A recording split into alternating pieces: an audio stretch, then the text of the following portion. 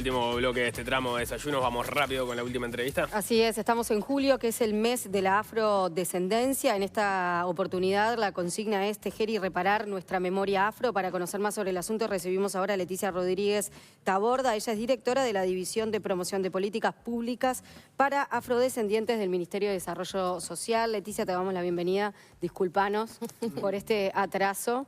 Buenos Bienvenida. días, un gusto estar acá. Bienvenida. Muchas gracias. Gracias. Bueno, empecemos por conocer los puntos centrales de la convocatoria que tiene este año particularmente.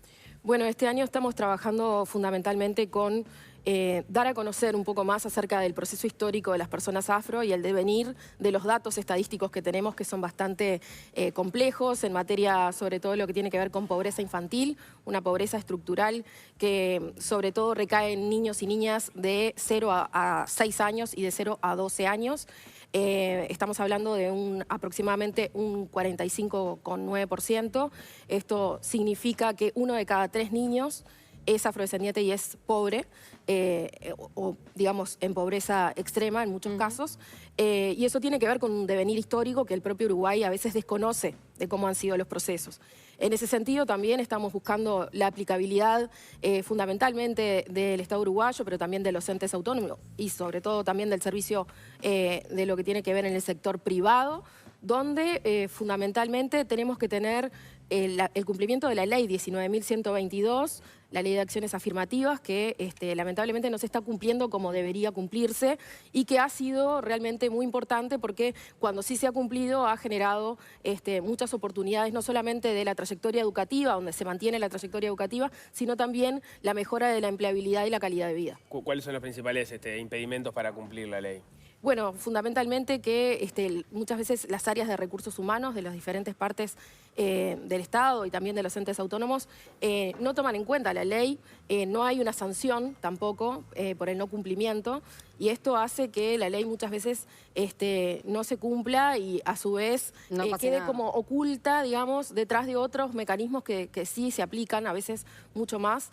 Y otros que no, porque estamos hablando que también con la ley de discapacidad hay muchos cupos que tampoco se cumplen. Entonces, digo, es importante empezar a generar como una sensibilidad y un trabajo mucho más articulado para que justamente los empleos puedan tener mejor calidad.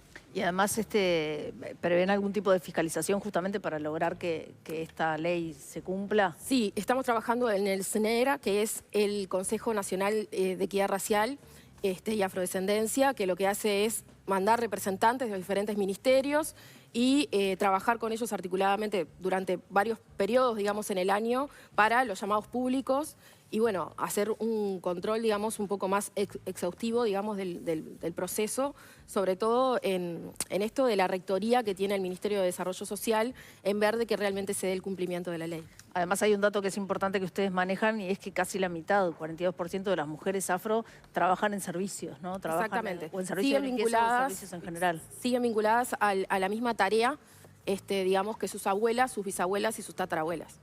¿Eso ha evolucionado, ha mejorado o es un índice que se mantiene? Y bueno, yo la verdad que no lo veo como tan reflejado en la sociedad.